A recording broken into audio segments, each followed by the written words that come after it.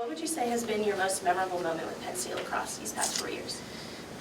Probably the most memorable moment for me was beating Denver last year. That was a pretty cool feat that we got to accomplish. It was an amazing day. It was super sunny out. It was a great location, and it was a pretty fantastic win. I think that was probably our most complete game that we've played collectively as a senior class, and just our entire team that day.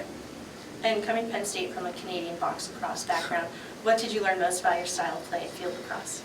That it's definitely unique, and it's just overall different, I would say. Just some of the things that I can bring individually, I feel like, is a little bit different, and some of the things that I can't do are very different also. I'm very one-handed, so I've really noticed that is probably one of the biggest differences. And Coach Tambroni and his staff pride themselves on preparing you guys not just as players but as young men. So what have you learned about yourself from this whole program? What have I not learned, to be perfectly honest? There's been so many things, like I don't even really know where to start, to be perfectly honest, but I would say that you really find out who you are as a person here. There's a lot of challenges that come along the way in 4 years. He challenges you in various aspects of life, but I would have to say that you just kind of find out who you are as a person, and that's kind of dictated by your own self. Looking back at the senior class over the last 4 years, what would you say your class's greatest accomplishment is?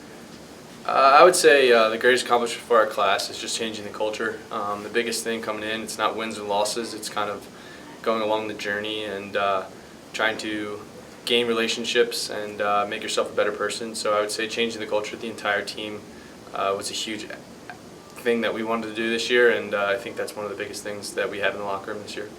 And thinking about what kind of lasting impact you want the senior class to leave on the program, what kinds of lessons do you hope that the team has taken from your class?